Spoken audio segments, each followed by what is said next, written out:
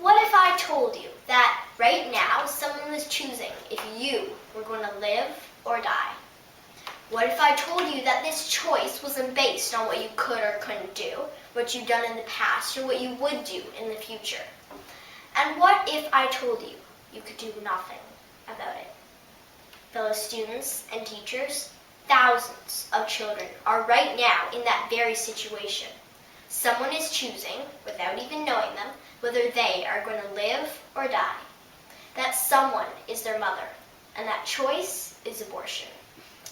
Every day, 115,000 children are dying through abortion. 115,000. That means that 5,000 children would die every hour. All those lives gone. All that potential gone.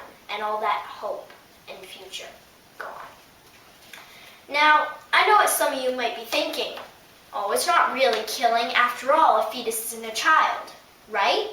Why do we think that? Just because a fetus can't talk or do what we do, it isn't a human being yet. The word fetus comes from the Latin word, meaning young one or young child. Some babies are born after only 5 months. Is this baby not human? We would never say that, yet abortions are performed on 5-month-old fetuses all the time. Or do we only call them humans if they're wanted? No, fetuses are definitely humans, knit together in their mothers by their wonderful creator, who knows them all by name. Some people might say that since abortion's legal now, it doesn't matter. It's not our business. But if an action is unjust, it needs to be illegal, and it has to be our business. And this particular law has a huge impact on our society. In 1997, over 1 million abortions took place just in the U.S.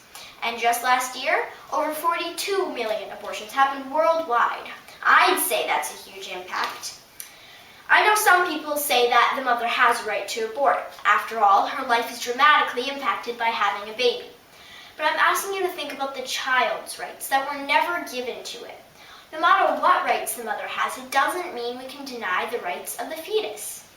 Talking about the mother's choice, the mother may have had a choice not to have unprotected sex in the first place.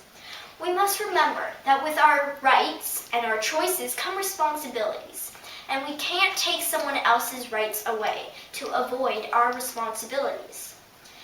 At this point, I imagine the age-old question arises. What if the mother didn't choose to have sex? What if she was raped? But let's look at the facts for the U.S. as an example. Only 1% of all American abortions are hard case categories. This includes rape, incest, and the life of the mother being in danger. 1%. That hardly justifies the disturbing volume of abortions that happen these days.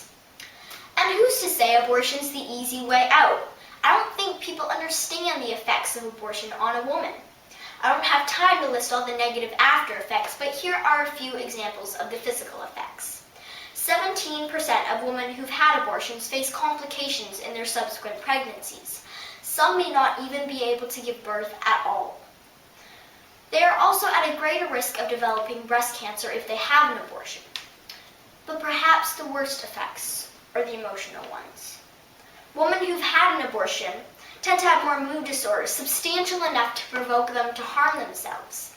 In addition, women who've had an abortion are 5 times more likely to have problems with drug and alcohol abuse. Abortion leaves a woman feeling lost and uncertain about their future.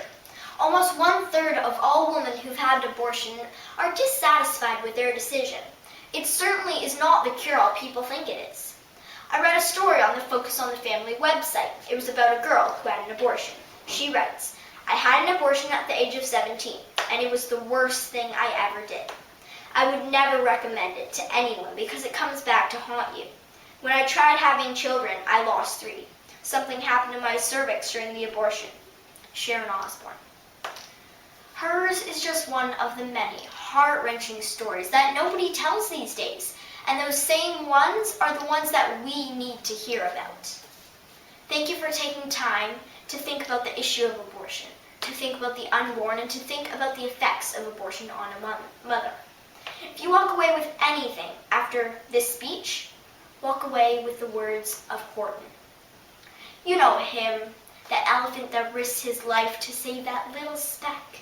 Remember him and his famous quote, "Even though you can't see them or hear them at all, a person's a person, no matter how small."